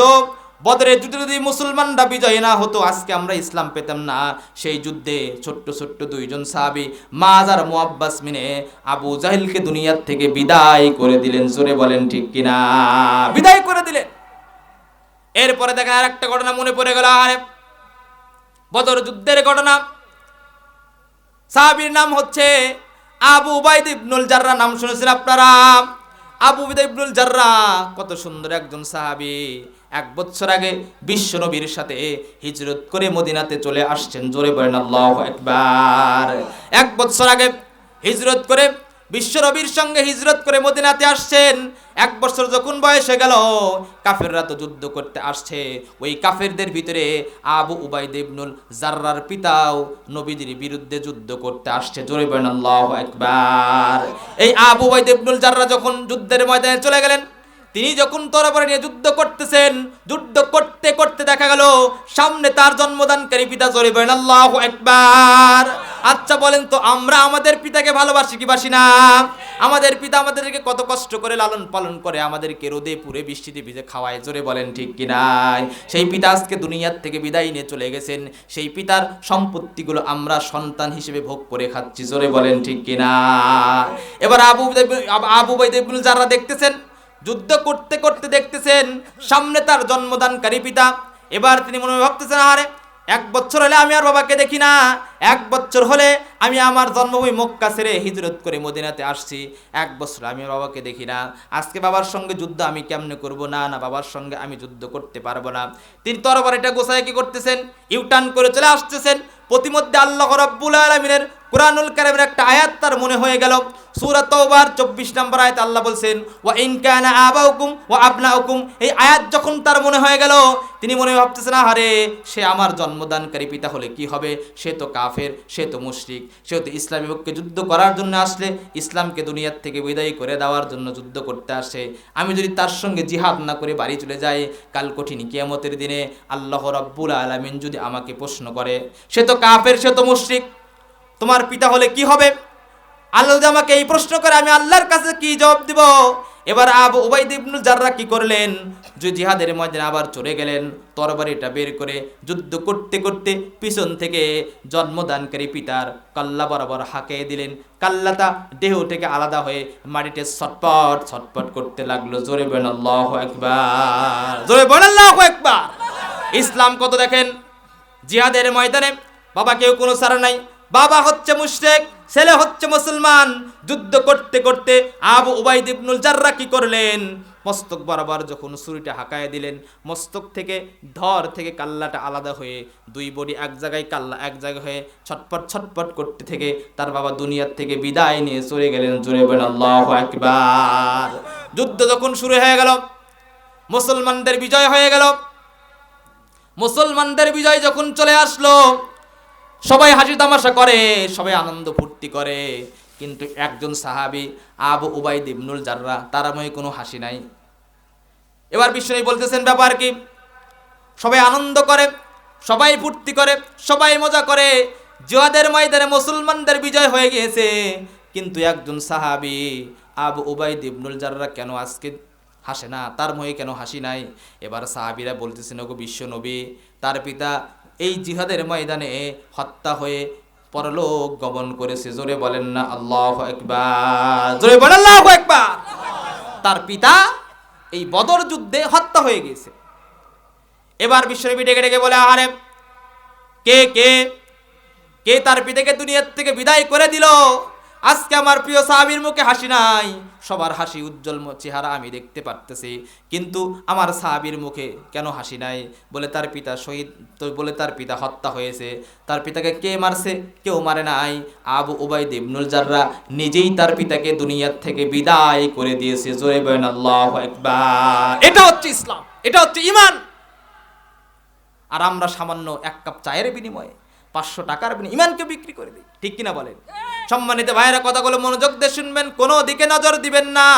এবার বিশ্বনবী আবু উবাইদা ইবনুল জাররাহকে ডেকে ডেকে বলে, ওগো আবু উবাইদা ইবনুল জাররাহ, তুমি আজ এমন কাজ করেছো, আসো আসো তুমি আমার বুকে আসো। তুমি এমন কাজ করেছো, নিজের পিতাকেও সারা দাও নাই, নিজের পিতাকে দুনিয়ার থেকে বিদায় করে দিয়েছো। আসো আসো, তোমার জন্য আল্লাহর জান্নাত ওয়াজিব হয়ে গেছে। জোরে বলেন আল্লাহু আকবার। ওয়া ইযা কিলা লাহুম আমিনু কামা আমানান নাস। ঈমান আনতে হবে কাদের মতো বলেন? জোরে বলেন, কাদের মতো? সাহাবীদের মতো ঈমান আমাদের আনতে হবে। আহারে, আমাদের তো ঈমান এই যে ফজরের টাইমে আমরা ঠান্ডা পানি দ্বারা ওযু করব, ওযু করে ফজরের নামাজে শরীক হব, এই ঈমানও তো আমাদের নাই। জোরে বলেন ঠিক কিনা? সম্মানিত ভাইরা, এখানে অনেক মানুষ আছে না আহারে, এখানে অনেক মানুষ আছে না আহারে। এখন যদি আমি প্রশ্ন করি, ইশারার নামাজটা কে কে জামাতে পড়েছেন? অধিকাংশ লোক দেখা যাবে হাত উঠাবে না, জোরে বলেন ঠিক কিনা? এই জন্য সম্মানিত ভাইরা, আমাদের একটু জিহাদ করতে হবে না, দৈনিক 5 ওয়াক্ত নামাজগুলো পড়বো, রমজান মাসে রোজা রাখবো, ফ্যামিলিকে পর্দায় রাখবো, হালাল হারাম বেছে খাবো এবং বাংলার জমিনে পৃথিবীতে দ্বীন ইসলামকে বিজয় করার জন্য কাজ করব। জোরে বলি ইনশাআল্লাহ, জোরে বলি ইনশাআল্লাহ। বেশি কিছু করা লাগবে না। সম্মানিত ভাইরা দেখেন, ইসলামের পক্ষে থাকলে মানুষ আপনাকে শুধু দোয়া করবে, দোয়া নিয়ে ফুরাতে পারবেন না, জোরে বলেন ঠিক কিনা? এই যে আজকে আমাদের বাংলাদেশের তিনবারের প্রধানমন্ত্রী বেগম খালেদা জিয়া আজকে মৃত্যুবরণ করেছেন। আহারে, তার জানাজা ইতিহাসের সবচাইতে বড় জানাজা হয়েছে, জোরে বলেন আলহামদুলিল্লাহ। কারণ কি? তিনি বিগত যখন 3 টার্মে ক্ষমতায় ছিলেন, তিনি আলেমদেরকে কখনো গালি দেন নাই, জোরে বলেন ঠিক কিনা? তিনি আলেমদেরকে কখনো কটু কথা বলেন নাই, কোরআনের বিরুদ্ধে কথা বলার কেউ ছিল না। তিনি যখন ক্ষমতায় ছিলেন আলেমদেরকে সম্মান করেছেন, জোরে বলেন ঠিক কিনা? আর আপনিও দেশ চালিয়েছেন, আমরা দেখেছি। আলেমদের দাড়ি টুপি দেখলেই আপনি জঙ্গি ট্যাগ দিয়ে জেলখানায় ভরেছেন, জোরে বলেন ঠিক কিনা? আজকে দেখেন, এখান থেকে শিক্ষা নেন। আরে পৃথিবীর ইতিহাসে সবচাইতে বড় জানাজা আজকে হয়ে গেল। গবেষণায় দেখা গেছে আজকে জানা যায় বেগম খালেদা জিয়ার জানা যায় 1,40,00,000 মানুষ উপস্থিত হয়েছিল, জোরে বলেন আলহামদুলিল্লাহ। এবং তার যে খাটনি, পৃথিবীর যে বড় বড় ইসলামিক স্কলার ছিলেন এর ভিতরে একজন মিজানুর রহমান আজহারী, জোরে বলেন আলহামদুলিল্লাহ। এবং আল্লামা মামুনুল হক তার জানাজার খাটনি ধরেছেন, জোরে বলেন আল্লাহু আকবার। এর চাইতে আর কি চান? এখান থেকে শিক্ষা নেন। বিএনপির ভাইরা যারা আছেন, অন্য দলের ভাইরা যারা আছেন, ক্ষমতায় বসেন, কোনো সমস্যা নাই, আলেমদেরকে সম্মান করবেন, আলেমদেরকে শ্রদ্ধা করবেন, আলেমের জায়গায় আলেমকে রাখবেন, আপনাকে আল্লাহ তাআলা দুনিয়া আখিরাতে সম্মান দেবে, জোরে বলেন ঠিক কিনা? মৃত্যুবরণ যখন করবেন আলেমরা আপনার জন্য দোয়া করবেন, জোরে বলেন ঠিক কিনা? সম্মানিত ভাইরা, কথায় কথা মনে পড়ে যায়, না বললে পারি না। বেগম খালেদা যখন ক্ষমতায় ছিলেন, আল্লাহ এবং আল্লাহ রাসূলকে নিয়ে কটূক্তি করার ক্ষমতা কারো ছিল না, জোরে বলেন ঠিক কিনা? ইসলামকে অপমান করার কেউ ছিল না, মহিলাদের বোরকা নিয়ে অপমান করার কথা ছিল না, দাড়ি টুপি নিয়ে কেউ মস্করা করার কেউ ছিল না, জোরে বলেন ঠিক কিনা? আর বিগত দিনে আমরা দেখেছি 17 বছরে যে শেখ হাসিনা দেশ চালিয়েছেন, দাড়ি টুপি দেখলেই জঙ্গি ট্যাগ লাগায়া জেলখানায় ভরে আলেমদেরকে অপমান করেছেন, জোরে বলেন ঠিক কিনা? বাংলাদেশের একজন কিংবদন্তি আলেম আল্লামা দেলোয়ার হোসেন সাঈদী সাহেবকে দীর্ঘ 13টি বছর জেলখানার ভিতরে রেখে পরবর্তীতে তাকে ইনজেকশন পুশ করে দুনিয়ার থেকে বিদায় করেছেন, জোরে বলেন ঠিক কিনা? তার কোনো দোষ ছিল না। আরে তার একটা মাত্র দোষ, এই কোরআনুল কারীমের হক কথাগুলো মানুষের সামনে বলা, ইসলামী রাজনীতি করার কারণে এই বাংলাদেশের পৃথিবীর একজন কিংবদন্তি আলেম আল্লামা দেলোয়ার হোসেন সাঈদী সাহেবকে দীর্ঘ 13টি বছর জেলখানার ভিতরে রাখছেন এবং শেষমেশ তাকে ইনজেকশন পুশ করে দুনিয়ার থেকে বিদায় করে দিয়েছেন, জোরে বলেন ঠিক কিনা? কথা বলেন ঠিক কিনা? এই হত্যার বিচার আমরা চাই কি চাই না? সম্মানিত ভাইয়েরা, কথাগুলো মনোযোগ দিয়ে শুনবেন, কোনো দিকে মাইন্ডে নেবেন না। বঙ্গবন্ধু হত্যাকারীকে যদি দেশের বাইরে থেকে বিচার করা যায়, 50 বছর পরে হলো আমরা দেলোয়ার হোসেন সাঈদীর বিচার চাই কি চাই না? আমরা উসমান হাদি ভাইয়ের বিচার চাই কি চাই না বলেন? সম্মানিত ভাইরা, কথা মনোযোগ দিয়ে শুনবেন। এই যে জিহাদের ময়দান যখন মুসলমানদের যখন বিজয় হয়ে গেল, আহারে 70 জন কাফের বন্দী হয়ে গেল, 70 জন কাফের বন্দী হয়ে গেল, 70 জন কাফের দুনিয়ার থেকে বিদায় নিয়ে চলে গেল। এবার বন্দীদের কি করতেছেন? সবাইকে পিঠ মেরে বাঁধা হচ্ছে, কিন্তু বন্দীদের ভিতরে নবী করিম সাল্লাল্লাহু আলাইহি সাল্লামের আপন চাচা আব্বাস বন্দী হয়ে গেলেন। এরপরে বিশ্বনবীর জামাই আবুল আসও বন্দী হয়ে গেলেন। এবার কি করতেছেন? সবাইকে পিঠ মেরে বাঁধা হলো, কিন্তু 2 জন ব্যক্তির বাঁধনটা একটু নরম করে দেওয়া হলো, সবার জন্য রুটির ব্যবস্থা করা হলো, কিন্তু বিশ্বনবীর চাচা আব্বাস এবং বড় মেয়ের জামাই আবুল আসের জন্য রুটি এবং গোস্তের ব্যবস্থা করা হলো।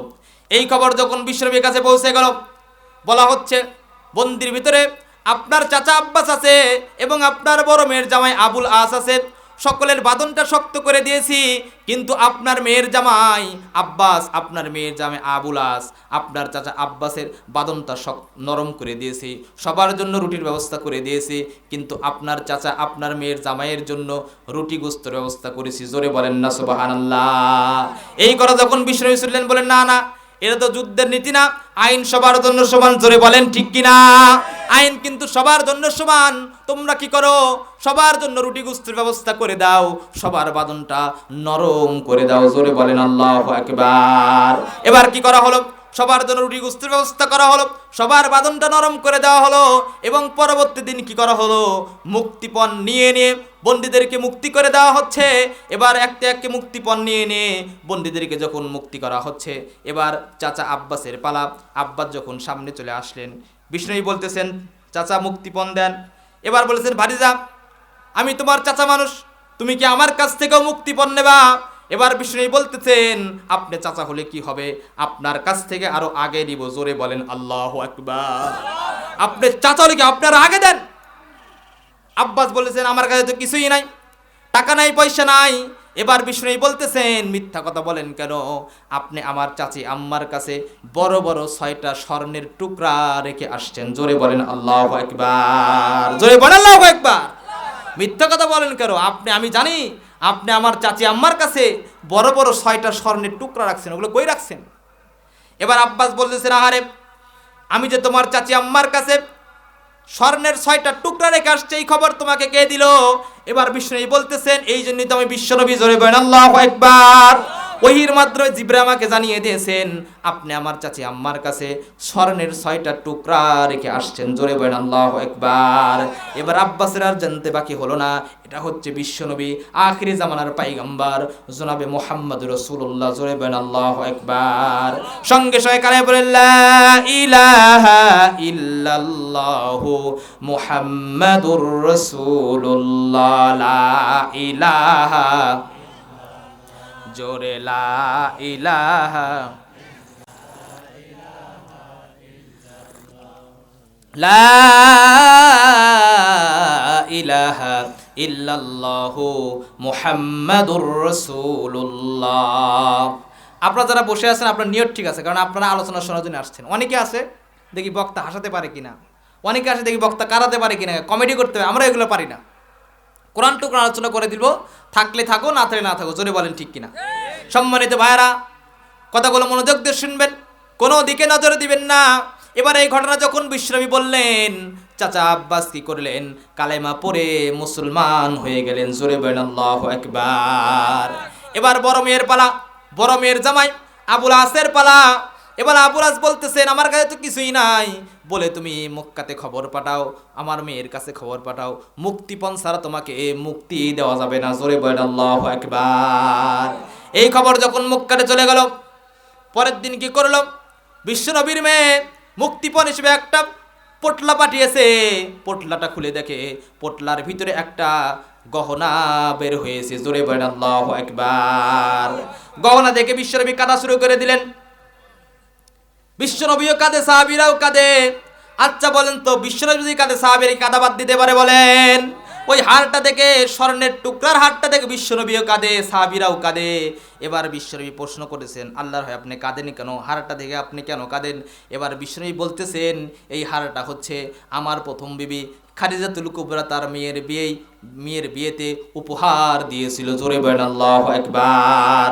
ওই হারটা দেখে আমি কাঁদা শুরু করেছি। আহারে, আমার যখন সাপোর্ট দেওয়ার কেউ ছিল না, মক্কারে যখন আমাকে সাপোর্ট দেওয়ার কেউ ছিল না, আমার প্রথম বিবি খাদিজাতুল কুবরা আমাকে সাপোর্ট দিয়েছেন। ওই হারটা দেখে আমার বিবির কথা মনে হয়ে গেল, এই বিবির কথা শুনে আমি কাঁদা শুরু করে দিয়েছি। জোরে বলেন আল্লাহু আকবার। এবার যখন হারটা যখন বললেন, ঠিক আছে হারটা আপনি নিয়ে নেন, হারটা বিশ্বনবী নিয়ে নিলেন। খাদিজা এমন একজন মহিষী নারী, আহারে পদ্মারে আমার মারা বসে আছে না, হারে খাদিজা এমন একজন মহিলা ছিলেন, জীবনে অনেক ভালো কাজ করেছেন, ইসলামের জন্য দান শ্রদ্ধা করেছেন। জোরে বলেন আল্লাহু আকবার। এবার দেখেন বিশ্বনবী প্রথম বিবি নাম হচ্ছে খাদিজাতুল কুবরা। তিনি যখন মৃত্যুবরণ করবেন, মৃত্যুবরণ করার আগে বিশ্বনবীর কাছে বলতেছেন, মানুষ তো মৃত্যুবরণ করবে, কারণ কুল্লু নাফসিন যায়িকাতুল মাউত, প্রত্যেক ব্যক্তিকে মৃত্যুর স্বাদ গ্রহণ করতে হবে। ওগো আল্লাহর হাবিব, আমি আপনার প্রথম বিবি, আমি যখন মৃত্যুবরণ করব, মৃত্যুর আগে এই খাদিজাতুল কুবরা বিশ্বনবীর কাছে 3টা জিনিস চেয়েছিলেন। জোরে বলেন আল্লাহু আকবার। 3টা জিনিস চেয়েছিলেন। 1 নম্বর হলো, খাদিজা বলছিল, গো আল্লাহর হাবিব, সারা জীবন আমি আপনাকে গোসল করিয়েছি, আমি যখন মৃত্যুবরণ করব আপনি আমাকে নিজ হাতে গোসল করিয়ে দিবেন। জোরে বলেন আল্লাহু আকবার। জোরে বলেন আল্লাহু আকবার। আমি যখন মৃত্যুবরণ করব তখন আপনি আমার গোসলটা নিজ হাতে করাবেন। আল্লাহু আকবার। বিশ্বনবী বলছেন ঠিক আছে করব। তোমার দ্বিতীয় নাম্বার চাওয়া কি বলো? এবার খাদিজাতুল কুবরা বলতেছেন দ্বিতীয় নাম্বার চা হলো আপনার শরীরে যে জুব্বা আছে ওই জুব্বাটা দ্বারা আপনি আমাকে কাফনের কাপড় পরাবেন। জোরে বলেন আল্লাহু আকবার। দ্বিতীয় নাম্বার চাওয়া কি? বিশ্বনবী যে একটা জুব্বা আছে ওই জুব্বাটা দিয়ে খাদিজার কাফনের কাপড় পরাবে। জোরে বলেন সুবহানাল্লাহ। বলে ঠিক আছে করব। তৃতীয় নাম্বার চাওয়া বলো।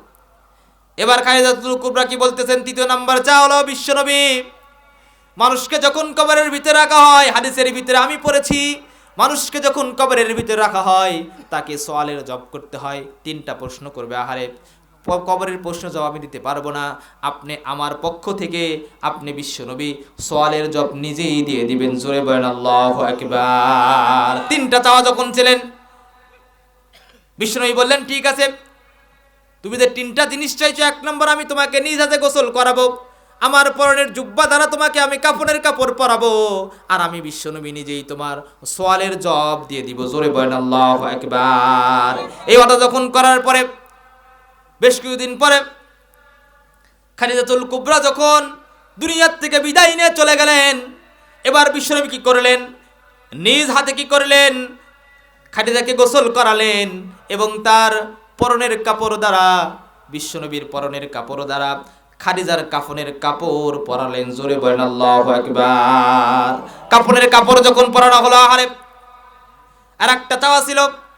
খাদিজা বলেছিল আপনি আমার কি করবেন? সওয়ালের জবটা দিয়ে দিবেন। বলছে ঠিক আছে দিব। এবার যখন কবরস্থ করা হলো, সবাই চলে যায়, বিশ্বনবী কবরের পাশ থেকে আর নড়ে না। জোরে বলেন আল্লাহু আকবার। সবাই চলে যায় বাড়ির দিকে। আচ্ছা, মানুষ যখন মৃত্যুবরণ করে কবরে রাখার পরে বাড়ির দিকে যাই না আমরা?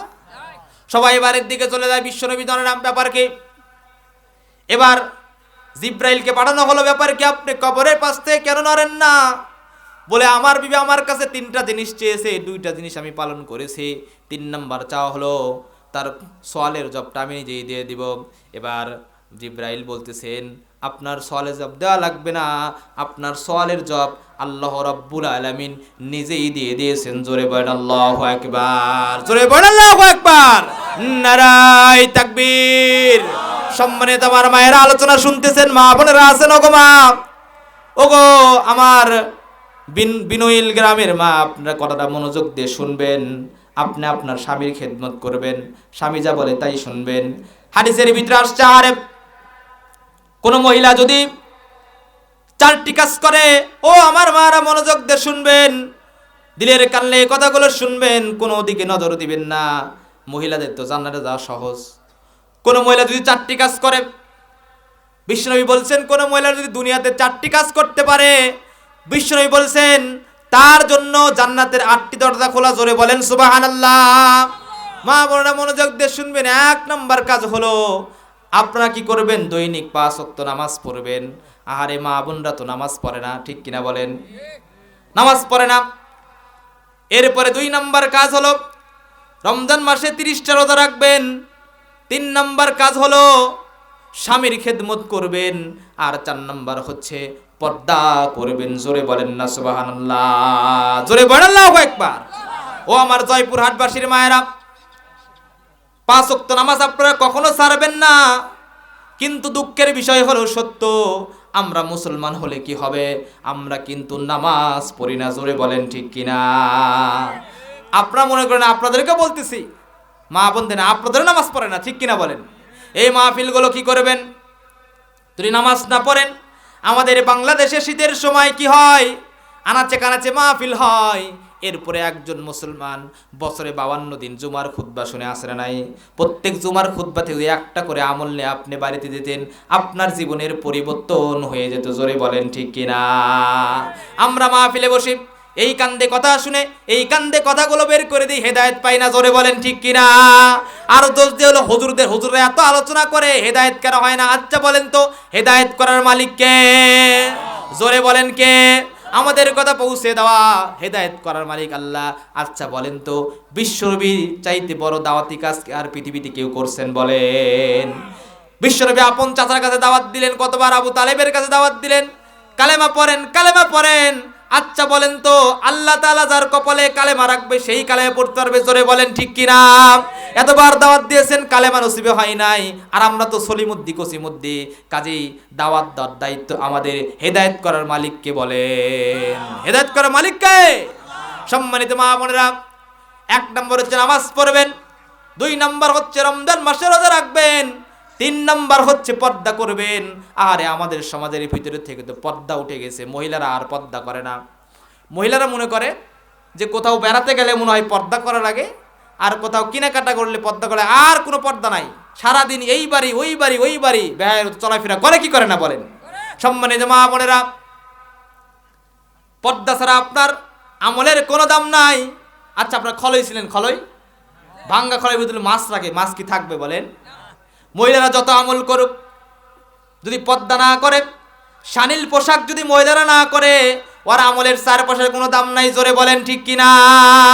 এই জন্য আমাদের সমাজ থেকে ধীরে ধীরে পর্দা উঠে যাচ্ছে। মহিলারা এমন পোশাক পরে, এমন পোশাক পরে মনে হয় তারা যেন মৃত্যু বরণ করবে না। জোরে বলেন ঠিক কিনা? লাজ শরম কোথায় গেল জানি না, মেয়েদের লাজ শরম কোথায় গেল জানি না। পর্দা পরে না রে, বোরকা পরে না রে, চলাফেরা খোলা মেলা, মেয়েদের লাজ শরম কোথায় গেল জানি না।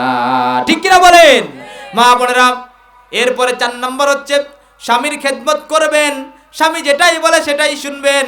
আপনার স্বামী আপনার জন্য রোদে পুড়ে বৃষ্টিতে ভিজে কত পরিশ্রম করে, আপনার কত প্রয়োজন মিটিয়ে দেয়।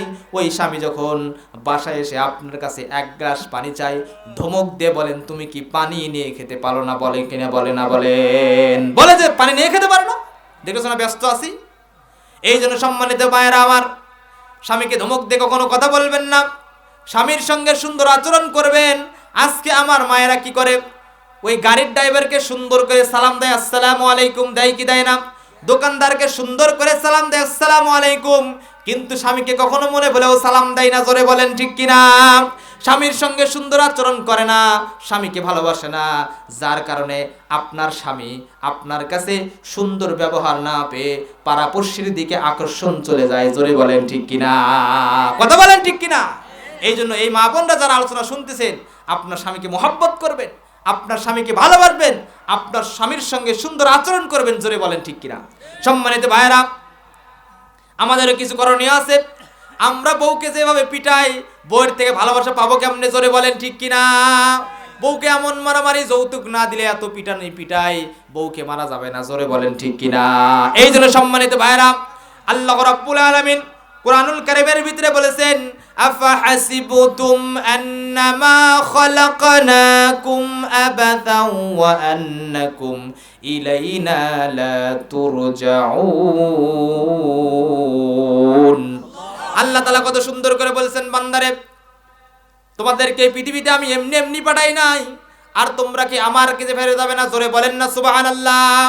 আচ্ছা বলেন তো আমরা ফিরে যাব কার কাছে? জোরে বলেন কার কাছে? আরো জোরে বলেন কার কাছে? এখানে অনেক মানুষ বসে আছেন, কারো মা, কারো বাবা, কারো চাচা, কারো চাচি, কারো খালা, কারো খালু, কারো পাড়া প্রতিবেশী মৃত্যুবরণ করেছে, কি করেছে না বলেন? সবাই কিন্তু মৃত্যুবরণ করে আল্লাহ তাআলার কাছে চলে গিয়েছে। আমরাও কিন্তু দুনিয়ার থেকে বিদায় নিয়ে চলে যাব। জোরে বলেন ঠিক কিনা? পৃথিবী আমার আসল ঠিকানা নয়, মরণ একদিন মুছে দেবে সকল রঙিন পরিচয়। পৃথিবী আমার আসল ঠিকানা নয়, মিছেই ক্ষমতার দণ্ড, মিছে গান কবিতার ছন্দ। ঠিক কিনা বলেন? মিছেই ক্ষমতার দণ্ড, মিছে গান কবিতার ছন্দ, মিছে দুদিনের জয় আর পরাজয়, মিছে দুদিনের অভিনয়। পৃথিবী আমার আসল ঠিকানা নয়, মরণ একদিন মুছে দিবে সকল রঙিন পরিচয়। পৃথিবী আমার আসল ঠিকানা নয়। জোরে বলেন ঠিক কিনা? এই পৃথিবীতে আমরা কেউ থাকবো না, সবাই চলে যাব। আল্লাহ বলছেন কুল্লু নাফসিন যায়িকাতুল মাউত। জোরে বলেন আল্লাহু আকবার। প্রত্যেক ব্যক্তিকে মৃত্যুবরণ করতে হবে। আমাদের কারো মা চলে গিয়েছে, কারো বাবা চলে গিয়েছে, কারো ফুফা চলে গিয়েছে, আমরাও একদিন আল্লাহ রাব্বুল আলামিনের কাছে চলে যাব। জোরে বলেন ঠিক কিনা? আল্লাহ পৃথিবীতে আমাদেরকে এমনি এমনি পাঠায় নাই। আল্লাহ রাব্বুল আলামিন ভিন্ন আয়াতে বলছেন ওয়ামা খালাকাতুল জিন্না ওয়াল ইনসা ইল্লা লিয়াবুদুন। জোরে বলেন আল্লাহু আকবার। আল্লাহ তাআলা বলছেন আমি এই পৃথিবীতে দুইটা জাতিকে পাঠিয়েছি, এক নাম্বার হচ্ছে জিন জাতি, দুই নাম্বার হচ্ছে মানব জাতিকে পাঠিয়েছি। শুধুমাত্র কেবলমাত্র একমাত্র গোলামি বন্দেগী দাসত্ব করতে হবে কার? কথা বলেন কার? কিন্তু পৃথিবীতে আসার পরে পৃথিবীর চাকচিক্য, পৃথিবীর শান শৌকতে পরে আমরা ইবাদত ভুলে গিয়েছি। দুনিয়াতে আমরা আর আল্লাহর ইবাদত করি না, আল্লাহকে সিজদা করি না। জোরে বলেন ঠিক কিনা? কথা বলেন ঠিক কিনা? সম্মানিত ভাইরা, এই যে ভিডিওটা আপনারা দেখেছেন, একজন বক্তা আলোচনা করতে করতে স্টেজের উপরে মৃত্যুবরণ করলো, আসলে নাই বলেন? এই যে সম্মানিত ভাইরা, আমিও একদিন চলে যাব। এখন যদি আমি মৃত্যুবরণ করি এখানে, হয়তো আমাকে কি করবেন? বাড়িতে খবর দিবেন, অথবা জয়পুরহাটে একটা মেডিকেলে ভর্তি করাবেন। সেখান থেকে যখন শব্দ আসবে যে আমি আর দুনিয়াতে নাই, আমাকে কি করা হবে? অ্যাম্বুলেন্সে করে বাড়িতে পাঠানো হবে। বাড়িতে যখন আমাকে নিয়ে যাওয়া হবে, আরে সবাই কি করা হবে? আমার কাপড়ের কাপড়গুলো খুলে ফেলা হবে, দামি দামি টুপি, দামি দামি পোশাকগুলো খুলে ফেলানোর পরে আমাকে গোসল দেওয়া হবে। গোসল দেওয়ার পরে আমাকে কি করা হবে? কাফনের কাপড় পরানো হবে। জোরে বলেন ঠিক কিনা? কাফনের কাপড় যখন পরানো হয়, আচ্ছা বলেন তো, একটা কথা বলেন তো, মানুষকে যখন কাপড়ের কাপড় পরানো হয়, কাপড়ের কাপড়ে কোনো পকেট থাকে বলেন? কাপড়ের কাপড়ে কিন্তু কোনো পকেট নাই। এখান থেকে কি শিক্ষা নিলেন? দুনিয়াতে আপনার অনেক টাকা থাকবে, গাড়ি থাকবে, বাড়ি থাকবে, ব্যাংক থাকবে, সোনা থাকবে, দানা থাকবে, কবরে কিন্তু আপনি কিছুই নিতে পারবেন না। জোরে বলেন ঠিক কিনা? কবরে কিছুই যাবে না। কাপড়ের কাপড় যখন আপনাকে পরানো হবে, আহারে চারপাশে চারজন আপনার খাটটি ধরবে, পিছনে অনেক মানুষ। এবার আপনি মনে করবেন আরে এরা সবাই মনে হয় আমার সঙ্গে কবরে যাবে। কবরে যখন আপনাকে নামানো হবে, কবরে নামে কয়জন বলেন তো? কয়জন নামে? তিনজন ব্যক্তি যখন কবরে নামে, আরে লাশ এবার মনে মনে ভাববে আরে আমার সঙ্গে মনে হয় এই তিনজন কবরে চলে যাবে, আমার তো কোনো টেনশন নাই, আমার কোনো টেনশন নেই, আমার সঙ্গে তিনজন আছে। জোরে বলেন না সুবহানাল্লাহ। এবার যখন দুইজন কবর থেকে উঠে যাবে, এবার লাশ ভাববে এই একজন ব্যক্তি মনে আমার সঙ্গে কবরে যাবে। এবার একজন যখন উঠে যাবে কবর থেকে, আপনার অবস্থাটা কি হবে বলেন? এবার আপনাকে যখন কবরে রাখে, কবরে যখন আপনাকে শুয়ে দেওয়া হবে, কবরে কিন্তু কোনো বালুস নাই, দামি কোনো কম্বল নাই, কোনো খেতা নাই, কোনো মশারি নাই, কবরে কিন্তু মাটি আর মাটি। জোরে বলেন ঠিক কিনা? কবরে মাটি, কিছুই নাই। দুনিয়াতে আমরা আরে মশার কামড় থেকে বাঁচার জন্য আরে কত দামি দামি মশারি লাগাই, কয়েল ব্যবহার করি, আসে না নাই? এই যে শীত চলে আসছে, দামি দামি কত বিদেশি কম্বল গায়ের ভিতরে দিকে ঘুমাই, কিন্তু কবরে সামান্য একটা মার্কিন কাপড় আপনাকে পরানো হবে, কোনো বালুস নাই, কোনো দামি দামি কম্বল নাই। কবরে যখন আপনাকে রাখা হবে, বাঁশের দেওয়া হবে, বাঁশের উপরে চাটাই দিয়ে আপনাকে দাফন করা হবে। জোরে বলেন ঠিক কিনা? দাফন যখন আপনাকে করা হবে, আহারে ওই কবরে যখন আপনার আমল যদি ভালো না হয়, দুনিয়াতে যদি আপনি দৈনিক 5 ওয়াক্ত নামাজ না পড়েন, রমজান মাসে রোজা যদি না রাখেন, ফ্যামিলিকে যদি পর্দায় না রাখেন, হালাল হারাম যদি বেছে না খান, কবর কিন্তু আপনাকে চাপ দিবে। চাপ এমন চাপ দিবে আপনাকে কবর, বাম পাত্রের হাড়গুলো ডান পাত্রের সাথে লেগে যাবে। জোরে বলেন আল্লাহু আকবার। এমন চাপ দিবে, কবরের চাপ থেকে যদি বাঁচতে চান, এই যে আপনাকে দুনিয়াতে ভালো ভালো কাজগুলো করতে হবে, দৈনিক 5 ওয়াক্ত নামাজ, দৈনিক 5 ওয়াক্ত নামাজগুলো পড়তে হবে, ফ্যামিলিকে পর্দায় রাখতে হবে, হালাল হারাম বেঁচে খেতে হবে।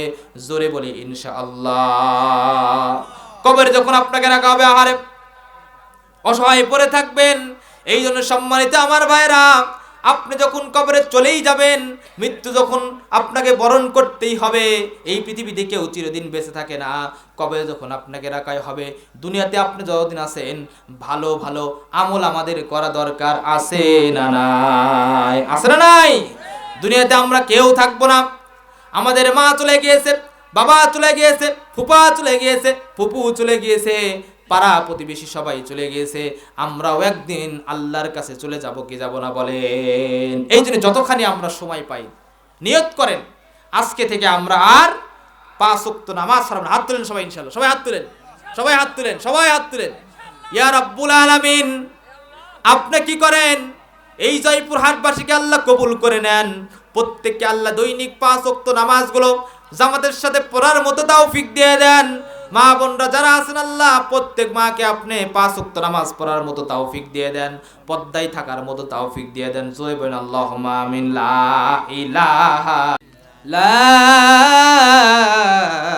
ইলাহা ইল্লাল্লাহু মুহাম্মাদুর রাসূলুল্লাহ সাল্লাল্লাহু আলাইহি ওয়াসাল্লাম। আচ্ছা বলেন তো, আমরা যে মৃত্যুবরণ করব, আমরা যে দুনিয়াতে কবরে ধান সম্পদ নিয়ে যেতে পারবো? বলেন, কথা বলেন, পারবো?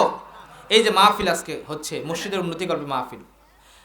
আপনি যদি মসজিদে একটা ফ্যান কিনে দেন, ওই ফ্যান যতদিন ঘুরবে আপনার আমলনামায় সব যেতেই থাকবে, এবং আপনি যে কবরে চলে যাবেন, ওই কবরে আপনি যতদিন থাকবেন আর মসজিদে ফ্যান যতদিন ঘুরবে, আপনার আমলনামায় সদকায়ে জারিয়া যেতেই থাকবে, যেতেই থাকবে। বলেন আলহামদুলিল্লাহ। সেই বাবার জন্য আর সেই বাবার সম্পত্তিগুলো আমরা ভোগ করে খাচ্ছি, সেই বাবার জন্য দান করতেছি না। আপনি যখন মৃত্যুবরণ করবেন, আপনার জন্য আপনার সন্তান দান করবে না। জোরে বলেন ঠিক কিনা?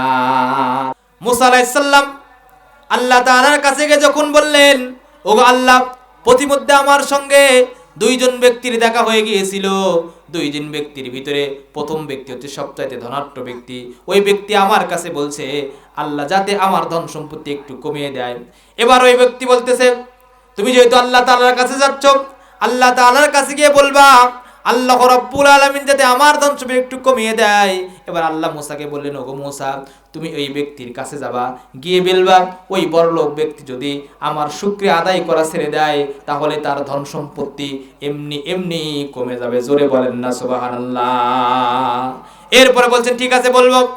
আমাদের সঙ্গে আর একজন ব্যক্তির দেখা হয়ে গিয়েছিল। ওই ব্যক্তি হচ্ছে আমার জামানার সবচাইতে গরিব ব্যক্তি। আপনি তাকে টাকা দেন নাই, গাড়ি দেন নাই, বাড়ি দেন নাই, ব্যাংক দেন নাই, ব্যালেন্স দেন নাই। ওই ব্যক্তি আমার কাছে বলছে দুনিয়াতে আপনি তার ধন সম্পত্তি বৃদ্ধি করে দিবেন। এবার আল্লাহ রাব্বুল আলামিন মুসাকে বলছে, ওগো মুসা, তুমি ওই ব্যক্তির কাছে গিয়ে চলে যাবা, গিয়ে বলবা ওই ব্যক্তি যদি বেশি বেশি আমার শুকরিয়া আদায় করে, তাহলে ওই ব্যক্তির ধন সম্পত্তি এমনি এমনি কমে যাবে। জোরে বলেন না আল্লাহু আকবার। মুসা আলাইহিস সালাম আল্লাহ তাআলার সঙ্গে কথোপকথন শেষ করে তিনি যখন বাড়ির দিকে আসতেছেন, প্রতিমধ্যে আবার ওই 2 জন ব্যক্তির সঙ্গে দেখা হয়ে গেল। ধনাঢ্য ব্যক্তির সঙ্গে যখন দেখা হয়ে গেল, মুসা আলাইহিস সালাম বলছেন, ওগো ব্যক্তি, তুমি শোনো, আল্লাহ তাআলা বলছেন তোমার ধন সম্পত্তি তুমি যদি শুকরিয়া আদায় করা ছেড়ে দাও, তোমার ধন সম্পত্তি এমনি এমনি কমে যাবে। জোরে বলেন আল্লাহু আকবার। আল্লাহ কোরআনে বলেছেন, লা ইন শাকারতুম লা আযীদান্নাকুম ওয়া লা ইন কাফারতুম ইন্না আযাবি লাশাদীদ। জোরে বলেন আল্লাহু আকবার।